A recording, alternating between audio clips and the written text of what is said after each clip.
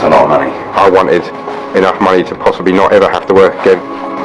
And he said, we're going to have to do Class A drugs. And I said, yeah, I know. How can this be legal?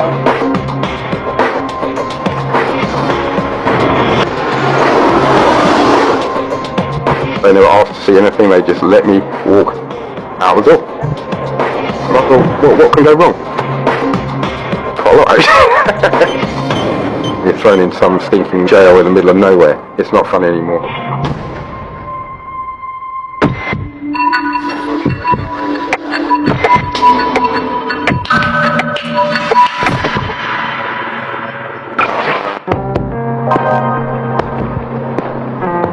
What for sort of normal, routine, run-of-the-mill place, unfortunately, but it is. I didn't want to stay.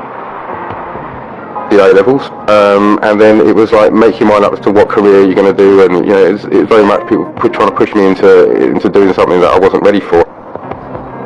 I didn't want to settle down, have kids, you know, get a mortgage. I didn't want to do that. I didn't want to be stuck in a boring dead-end job in a bank or something. I wanted to go places and see it all. But then I met Mary. It's really cold, actually. Mary was very confident looking. She was very tall. And men immediately sort of went like that when she came in the room. You know, I mean, everything that you could want about a girl, you had it. Very good for that.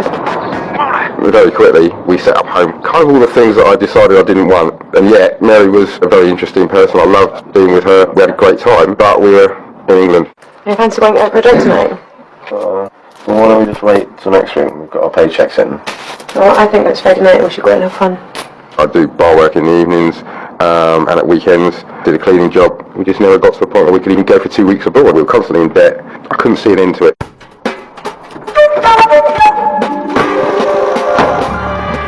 Suddenly, Mary's brother comes back from Taiwan. He's come back to England, the sort of prodigal son returns, I suppose. He had lots of money. Hi, sis. Hi, how you doing? Oh, I'm good. Right. Other than that, I didn't know anything about him. Didn't know what he was doing in Taiwan. Nobody knew what he was doing in Taiwan, in fact. You're looking well. Yeah, cheers. Nothing's changed here, is it? No, unfortunately. Same old crowd, same old people. Obviously, you can't help noticing the fact that we are struggling. We haven't got loads of money. The furniture's a bit rough. Can't blame you. You've been standing on this couch. Spring's gone. So it's a bit old. Should buy a new one. Yeah, I'd like to. There's plenty of other things you'd have to buy first. You buy a new house for starters. I don't know how you guys can stick it round here. He had large envelopes full of cash, you know, and he just like, are you guys needing anything? Do you want some money? 1,000. There you go. Are you taking a piss? No, mate. It's yours. Oh, no, don't be silly. I've never met anyone who could quite happily just dish out hundreds of pounds, thousands of pounds without any worries at all. But, you know, you go out with my sister, there's £1,000, use it wisely. Well, yeah, but if we did, but we'll have to pay back in some way, you know. We can't just take this off you. Who cares? It's yours. Take it. Smells nice, doesn't it? I mean, even the £1,000 that Keith gave us initially was more money than I was making a month. See you later, pal. Bye. Thank you.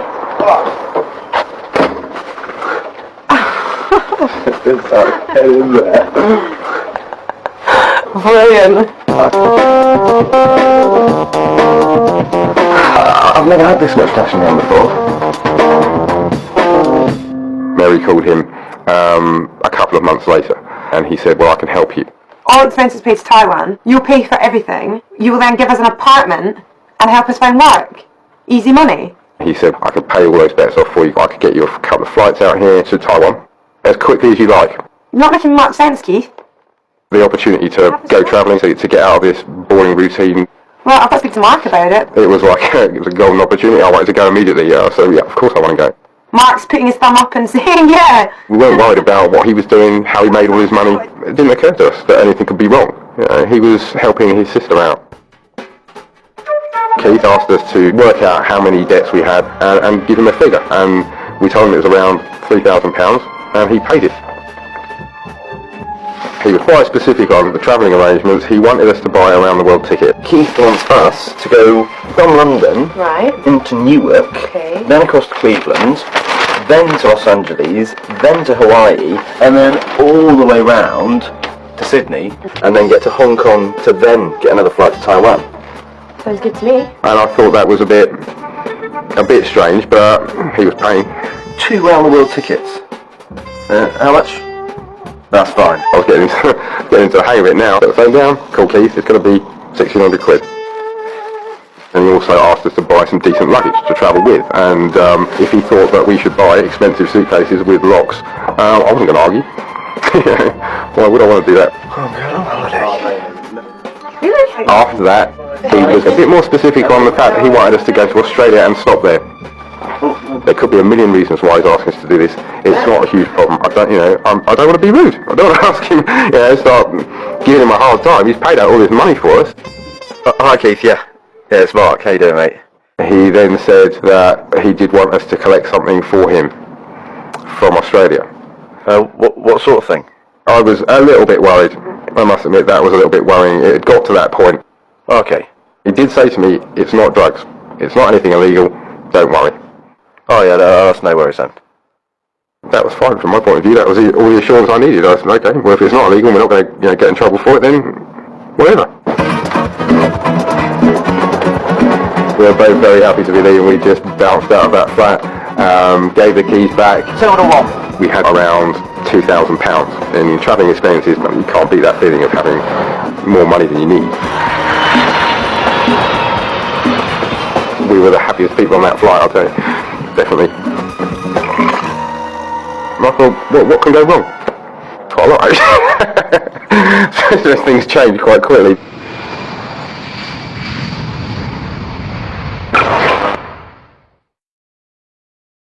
The best mashed potato, made with rich double cream.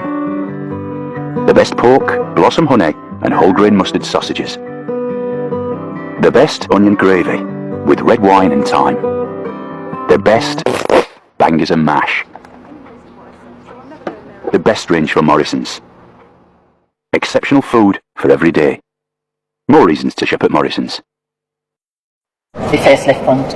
I'm working towards that. I nearly had the money for my facelift, didn't I? But the drive needed doing. If you haven't been, go! As a boy, it was his favorite place. Now, Any chance of a rope or a ladder? he's going back to discover the only thing that changed Burn in hell, rot in hell, you're my hero. Who said that? Your lawyer. was him, This place doesn't suit my life. It is your life that doesn't suit this place. Russell Crowe. Every one of my memories takes place within 100 steps of this very spot. Are they good memories? They're grand. A good year. Just don't know what to do with myself. Don't know just what to do with myself. You'd think it would make sense. The less you eat, the slimmer you become. Actually, research shows that people who regularly eat a low-fat breakfast like Special K are more likely to be slimmer than those who skip breakfast. And don't forget, Special K is less than 2% fat.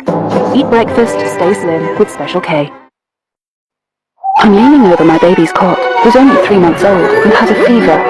So I've given him some Nurofen for children, which works where it's needed, with his little baby thermostat, helping reduce his temperature, so he'll feel okay.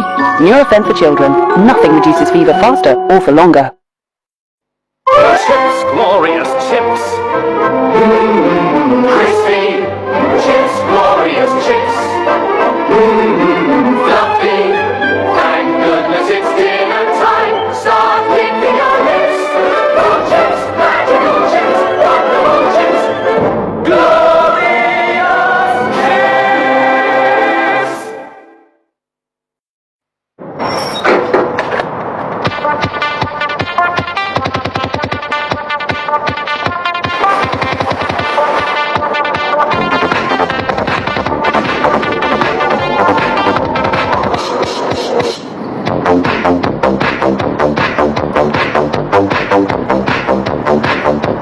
How does it feel?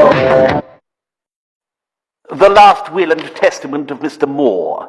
I, Frank Moore, being of sound mind and body, do hereby leave all my worldly wealth to Miss Sophie Ann Fox.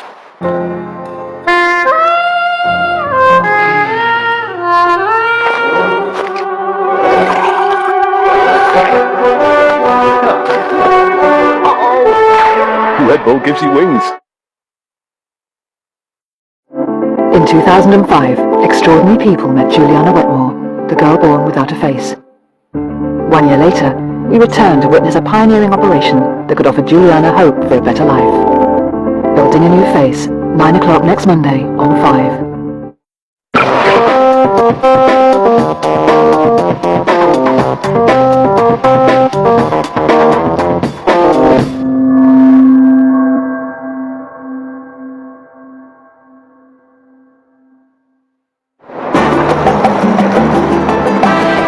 We spent the next 10 days having fun in Australia, living it up.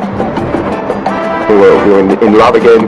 We were like a couple of kids, giggling, and we were just so happy. No responsibility, no worries, no money problems. We had more money than we could possibly spend in 2 weeks. We just did whatever we fancied, like that. Taxi, we want to go somewhere. How much? $50, no worries. Excuse me? We just went out and ate in restaurants every meal. English breakfast, yeah, I mean, that is, I think, one of life's little luxuries. You can pay for breakfast, you know. We didn't have to worry about housework, cooking, washing up.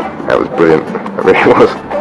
Playing by the pool, getting drunk in the middle of the day. Let's have another beer, let's get drunk. It's only 2 o'clock in the afternoon, but who cares? We're out, we're doing it, we're enjoying ourselves, we're in the sun, in Australia. Nothing could go wrong. Nothing. We thought. So we got to the end of the holiday.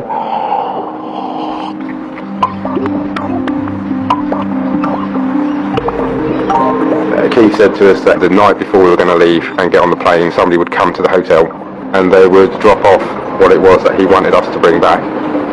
We had no name, he didn't tell us what time he was going to turn up, he just said make sure you're in all that evening. Nearly 10:15. Yeah, they'll be home soon. But we've got to tell ourselves it can't be too serious, because there's no way you'll go. Pretty see that. It was around about 10 o'clock at night, it was quite late. There was a knock on the door and we were both thinking, is this room service? Is this the guy?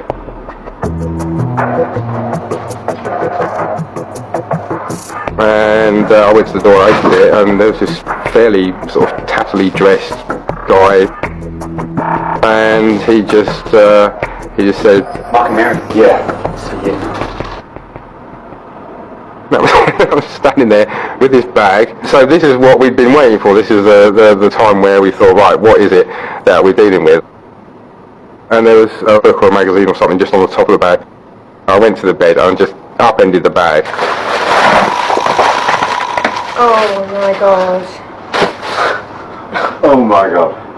We counted it, there were bundles of 10,000, I think, 250,000 Australian dollars in cash. It's the most money I've ever seen in my life. Fucking hell, that's a lot of money. And we were desperately worried about where he got all this money from. It looks very much like it's drug money. How can this be legal? Blatantly isn't.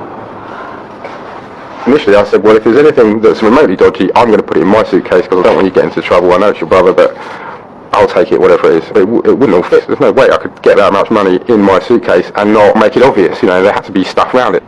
So we ended up having to use both the suitcases. It's too late to back out now. We're leaving tomorrow. We're going to get on the plane and we're going to go to Hong Kong. We've got to do it.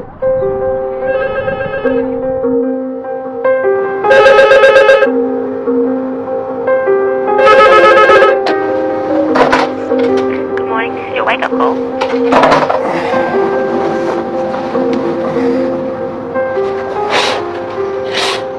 We had just a few hours sleep. We had the bags were already packed. We did not leave these suitcases unattended for even a second.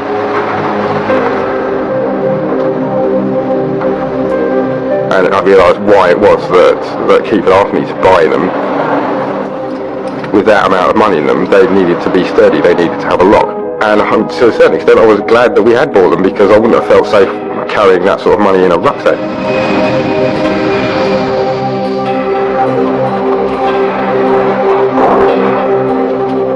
When we got to the airport, about to leave Australia, all around the airport there were warning signs. We were going to take out roughly $240,000 more than we were supposed to. I then went back to Mary sitting in their coffee shop and said, well look, this is the rule and this is the one that we're breaking. We're not talking about drugs after all or exotic animals or anything. We're not doing anything really wrong, we're just taking a bit more money out than we should. We talked ourselves into it because we had no choice at that point, we had to do it. Hong Kong's a free port, they don't care what we have in our suitcase.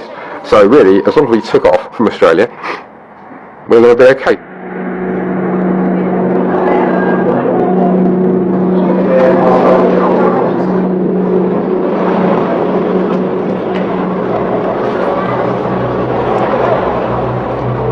The most worrying bit was checking your luggage, because then it was out of our hands.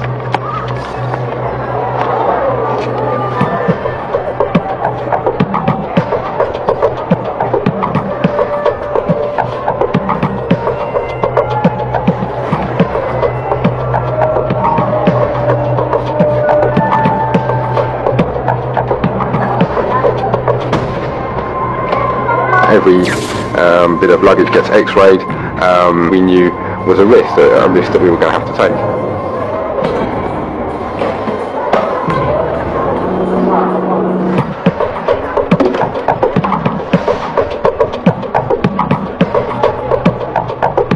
And then we just had to wait until the flight took off, and that was just endless.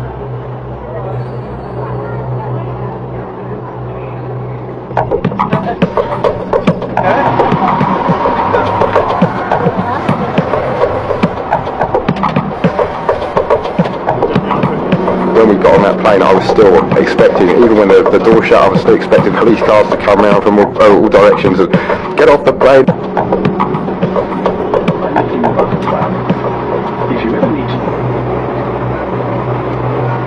And as we were taking off, I thought, okay, we're taking off, but they could just turn the plane around and we could land again. And eventually we got over and out of Australian airspace, and then I suddenly went, we've done it. We got away with it. The luggage is on board. Everything's cool. All we've got to do is land in Hong Kong and we're fine. That was probably the best feeling of the holiday. That was like, Christ, we got away with it.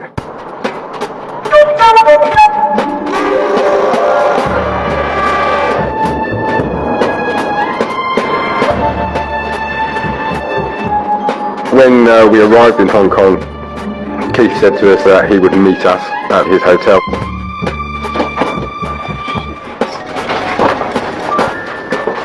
It was around $5,000 a night to stay in this hotel. It was kind of run-of-the-mill for him. He'd say, yeah, it's quite nice here. Hey! Welcome to Hong Kong. Yeah. How you doing? He was smiling, we were smiling, we were relieved. It was all kind of hugs and smiles all round. Did you have your flight? Yeah. Not bad. That's one of those nerve-wracking flights I've had. Yeah, you could see that. Scared of flying?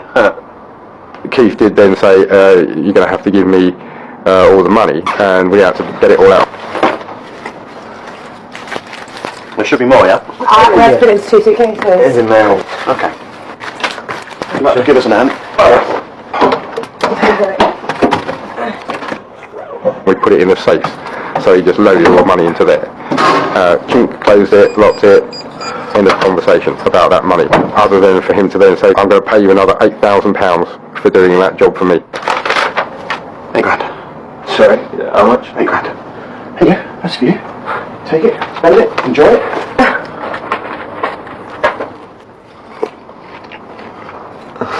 That's for you.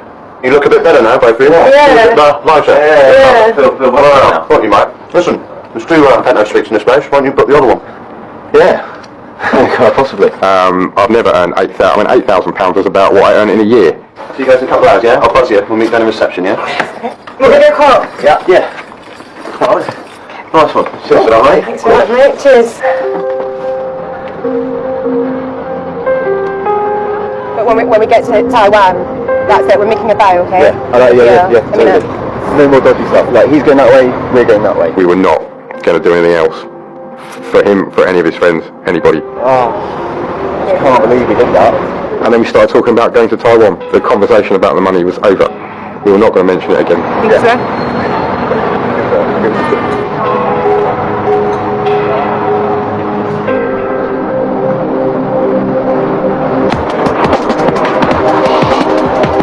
Landing in Taipei and driving through the city, it was chaotic.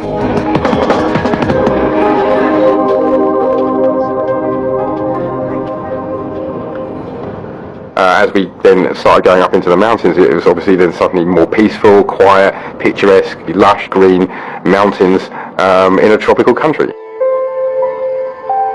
And I just thought, this is it. This is the life, man. It doesn't get any better than this.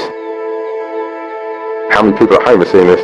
They just go to the local pub and walking on those dreary grey roads with grey houses over a grey sky. I was totally ecstatic.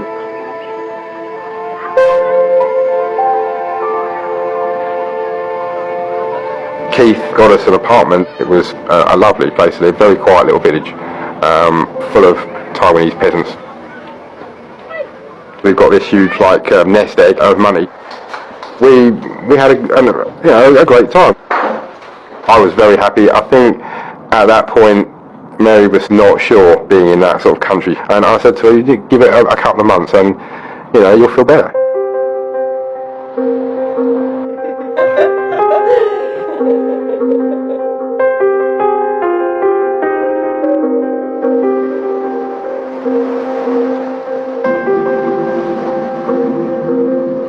Our kind of fairy tale lifestyle started to look a bit shaky.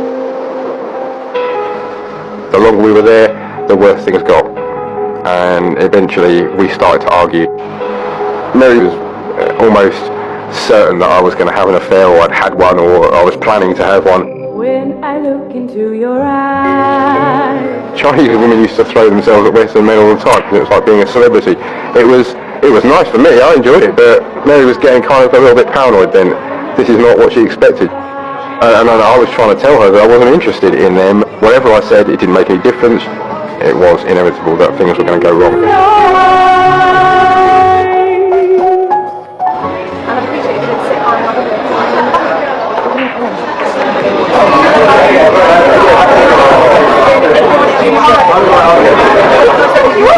Yes, because I've been all week. I can't find time. If you're sitting there, you should sit there the whole night. We were rowing about everything that you could possibly row about. We were having a row about it. There you go, yeah, fuck off. Stop being such a fucking lying bitch. We got to the end of the road. We went off in different directions to get separate taxis back home. So I got a suitcase, put some clothes in it, and went.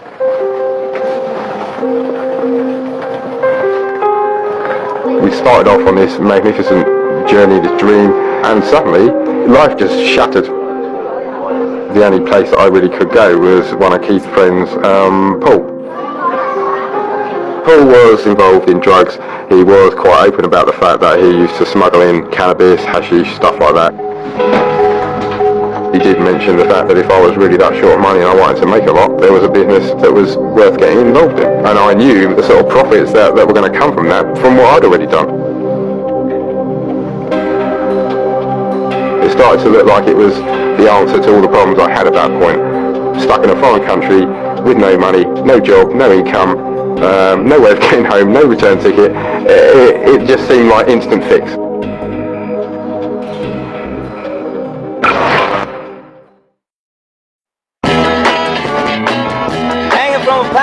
By my knees, sunshine through the shade. Nobody knows what it's all about. It's too much, man. Let it all hang out. Let it all hang out. Let it all hang out. Brewed with citrus hops for an effortless taste. New Foster's Twist. Let it all hang out. Laid back lager. You coming too, Jason? Suppose. Have you discovered Iceland's amazing value? Kerry, have you seen this? Curry for £1. And garlic Kievs. Kieran, get another trolley. It's first time in Iceland. They must have got these prices wrong. Quick, fill up the trolley while I create a diversion. Iceland's clear-cut prices mean great value all year round. And because we keep our prices simple, there'll be no nasty surprises at the checkout. That's why Mum's go to Iceland. He's not with us.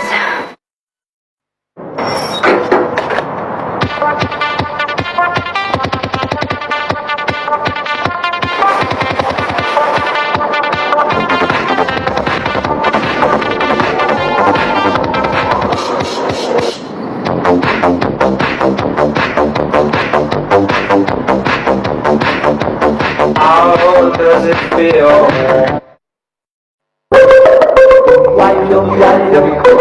Enjoy the goodness of olive oil every day. The Tolly's brand. Hi, I'm Nick, and I'm quitting with nicotine lozenges. Could have done with a cigarette several times already. I'm going to have one of these and hopefully help me out. Today I've actually found a couple of moments quite hard. My colleague as well, they've given up smoking today, and they're going cold turkey, and they're actually going mad at the moment. Very happy to have given up smoking. And it's getting a lot of other people I know near me and that I care for. They're thinking about it and think, if Nick can give up, then maybe I can give up. Yeah, I like that. Be strong and quit with nicotine.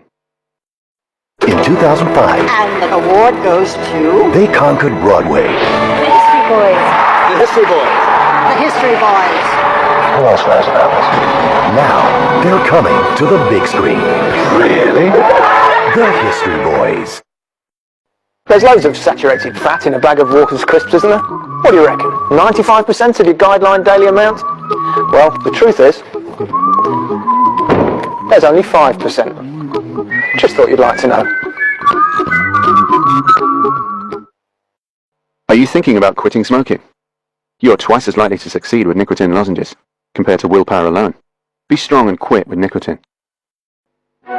Step out of the office, Dad. It's called overtime, not all the time. So sit down at Pizza Hut for the new Cheesy Bites Pizza.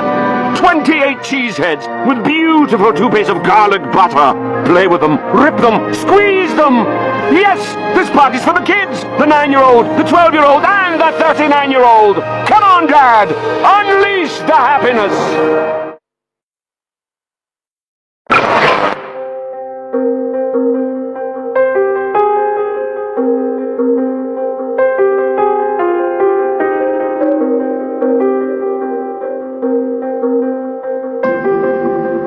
I wanted enough money to possibly not ever have to work again, to travel, to maybe invest in buying a house back in England.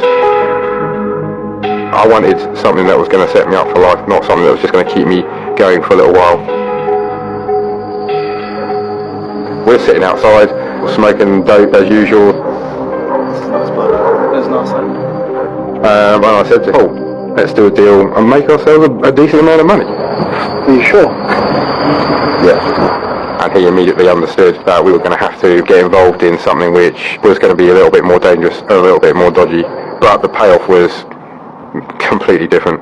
We're talking, $500,000, and he said, we're going to have to do Class A drugs, and I said, yeah, I know. And that was pretty much the crux of that conversation. It was no longer than 2 weeks after I split up with Mary. I was on a plane to San Francisco to do this job. Neither one of us were particularly keen to deal with heroin. It mostly came from Thailand. We all knew about the risks of going to Thailand, trying to leave with large quantities of Class A narcotics, and we weren't really keen to get involved in that. However, cocaine is easily available in the United States. We wanted to take it to Australia. We're talking about Western countries. We're not talking the death penalty, basically. We were looking at what could happen, worst case scenario.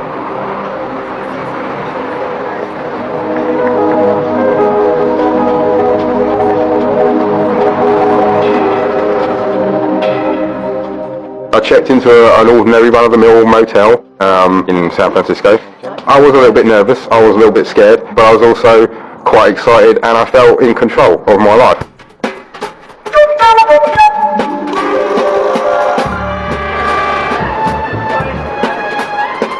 Somebody was going to come to my room. They were going to drop off a parcel. It kind of got like strangely familiar.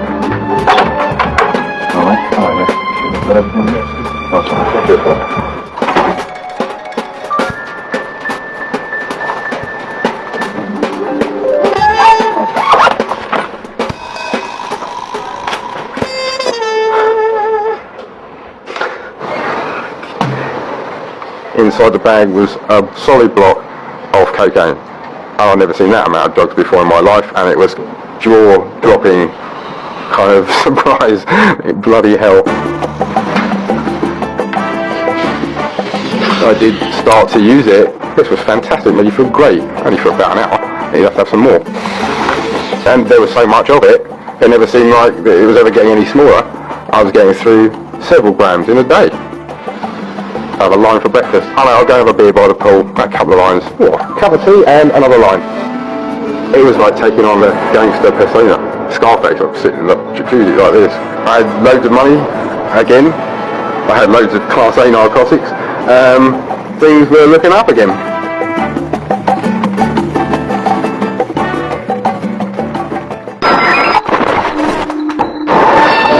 As the week went on and I was doing more of this stuff, it seriously started to affect me mentally. I almost totally shut myself in my room. I got totally paranoid about the whole situation. Helicopters were going overhead spying on me. I felt everyone knew what I was doing. And I just did more and more charge.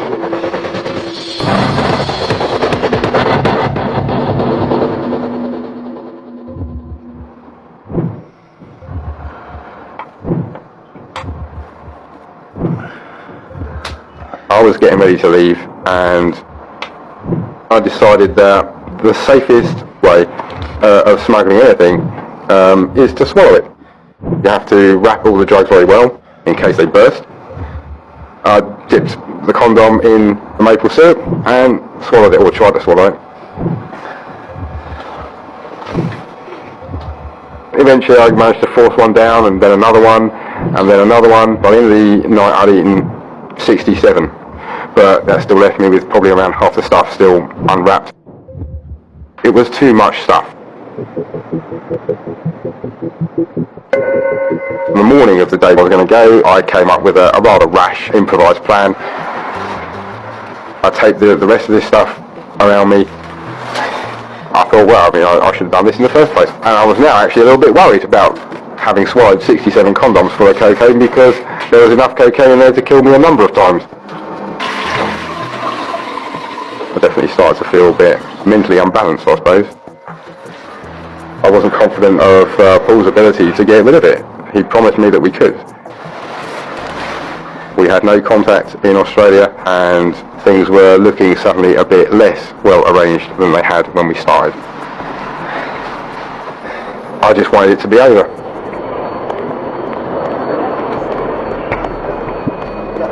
It was very easy to leave the United States.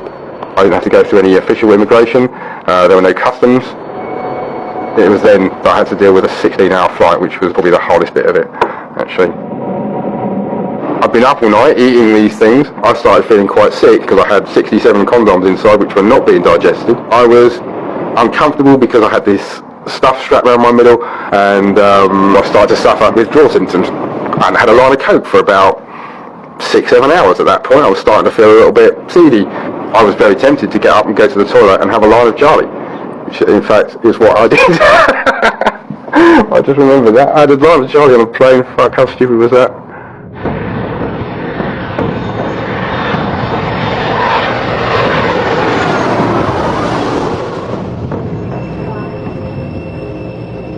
So arriving in Sydney, I was really emotionally drained, physically drained.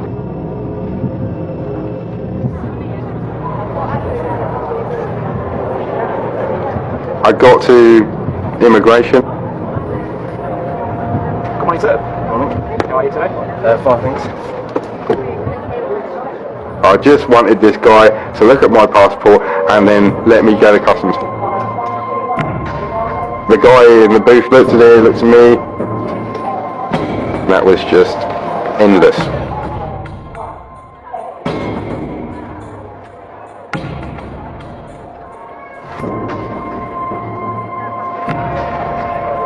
And you put this visit to Australia today, sir?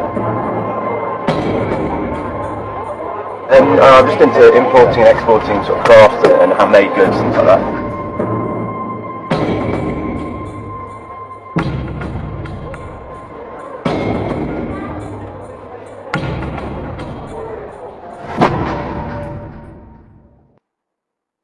Enjoy your stay in Australia. Thanks a lot. Thank you. He was basically happy, and he said, have a nice day. I walked on to the customs hall.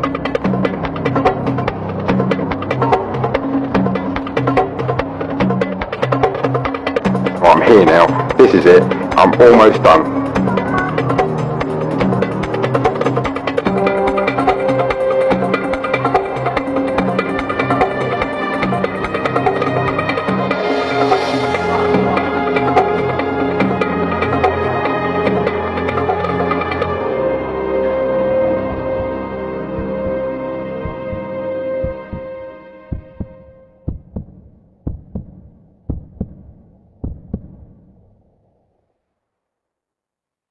I was expecting somebody to at least stop me and have a look through my bag, but it never happened. They never asked to see anything, they just let me walk out the door.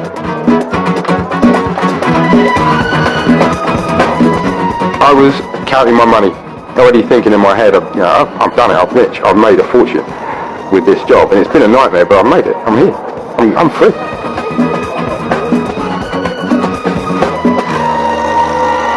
So off I toodle towards the door. Excuse me, sir. And there are 3 customs guys standing away from the others, 2 older guys and quite a young guy, and they were obviously training him. One of the older guys said to the younger guy, do you want to search him? He said, oh, well maybe, yeah, I could do, couldn't I? Yeah. He said, well, it'd be good practice for you. I'm not at all worried at this point. Maybe a little worried, but I'm quite confident that my luggage is safe. Alright, guys, so I'll just be looking for your bag quickly. Yeah, go ahead. Sure, thanks. Here, just pop up here for me, thanks. He got his little inspection gloves on, and he opened the bag, and he took everything out.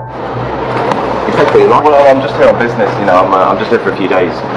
You get paid well, or what do you do? Well, I'm starting up really. I've been doing this for a few months, and then I'm working with another colleague. I need someone who's helping me branch out a bit more worldwide, get some international deals on the go. I was taking insane risks at this point, and the things I said to them weren't awfully a long way from the truth. Do you know much about Australia, or? Not a lot, but I'm able to learn a bit more while I'm here. Yeah, pick up some of the tourist guides and stuff like that. Oh, okay. What do you know about Australia? I know you got kangaroos here. No, I know that your weather's much better than it is over in England. It is, yeah. Yeah, and I've been told the Australians are all very nice, genuine people. Yeah, some are, yeah, most of them are actually. Yeah, so, yeah. You didn't find anything. Not a thing. Not even a porno magazine. You couldn't find anything that was even remotely dodgy.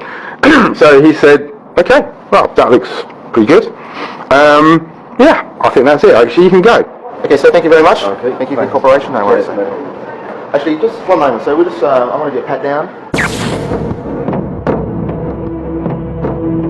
I've got to avoid this somehow. Oh, I'm actually running quite late now. I've got a meeting. I understand. But just put your bag down for me. No, I can't actually. I need to go. To be honest, you're kind of like pushing it a bit now. Every minute. Yeah, I'll touch your bag. Just need to do a quick back down. He wants to do it. I can't get around this. It takes really 2 minutes. Okay. Perhaps he might not feel it. Just get you to lift your arms. Thank you.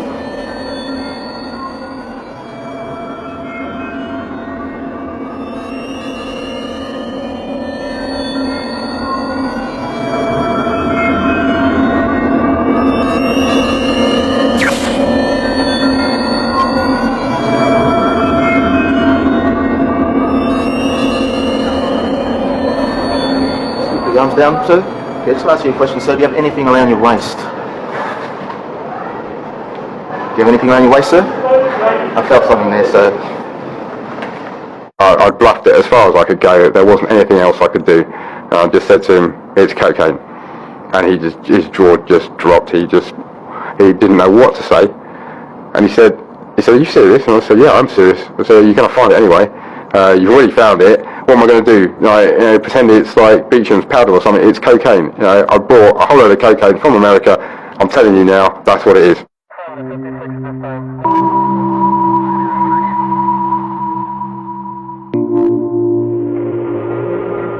Maybe it sounds odd to say that it was a relief to get caught, but I mean, it was.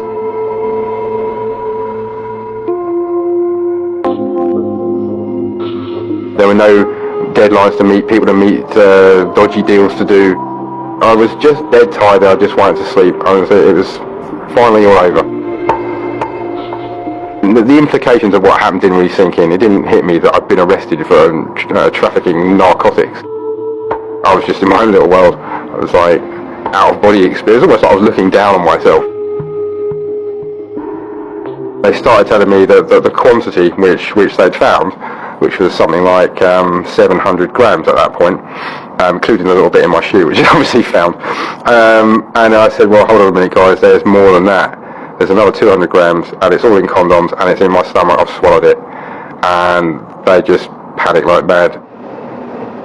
He told me straight out that Yes, he swallowed something like 60 or more condoms of cocaine, and when I asked him how long he'd had them inside him, he said 45 hours, and I was that opinion at that stage that he was in real need of urgent medical help. His complexion was changing. He was changing colour while I was looking at him. I thought literally that he was going to collapse at any time and die in the interview room.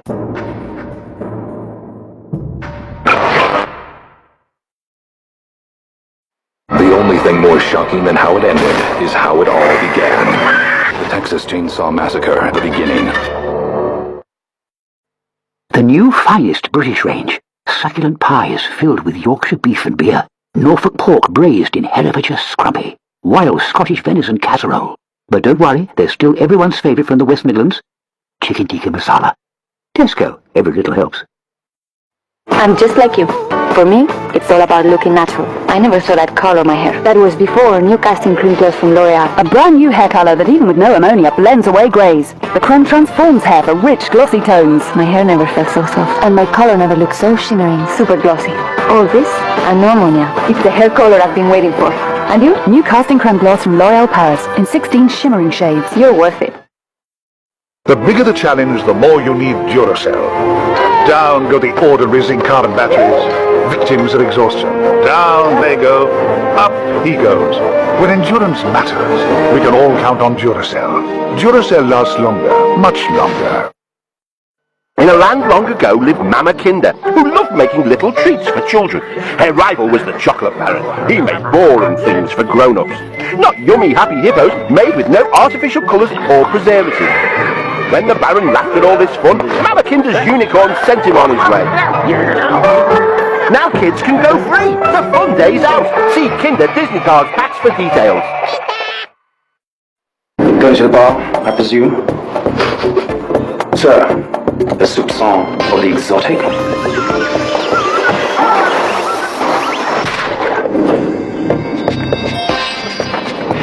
The epitome of excellence?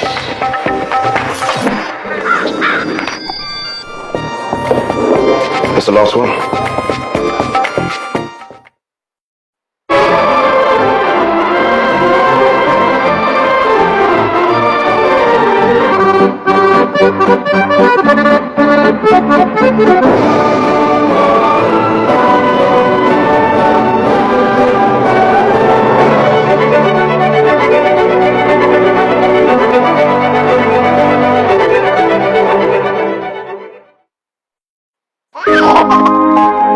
Enjoy the softness of new Fairy Fabric Softener.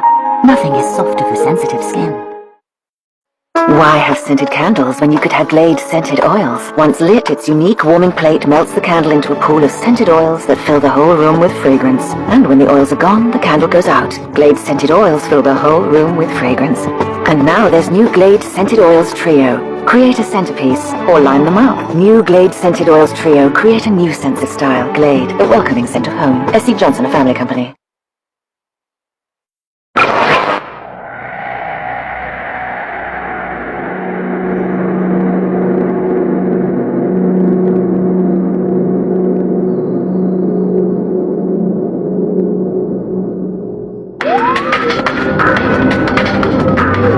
They immediately bundled me into an unmarked police car with 4 big burly federal coppers, all armed, and took me straight to St George's Hospital.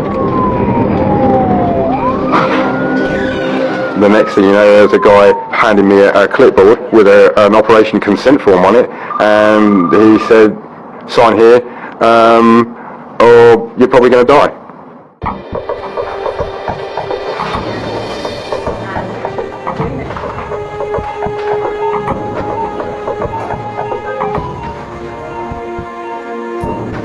Then they had to squeeze all the condoms along one at a time until they came out of the incision that they'd made. They were stuck in a narrow part of my intestine which had been cut in a previous operation and made smaller. They weren't going to go through. If I hadn't been caught, I would have died. Basically, getting caught saved my life because there was no way that these condoms were going to come out.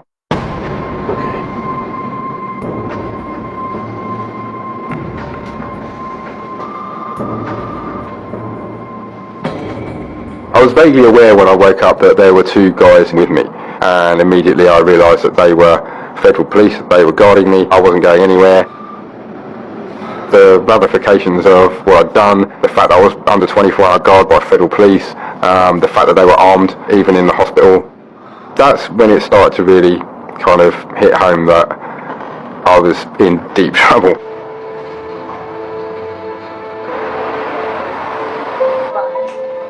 I was actually then allowed to speak to my mother for the first time a month after I was arrested. God knows what she went through when she found out. I know anyway.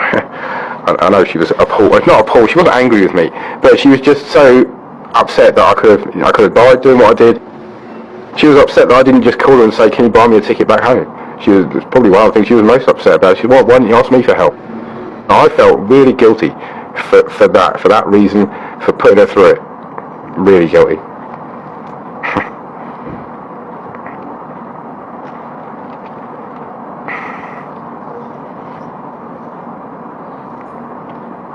That was probably the worst bit.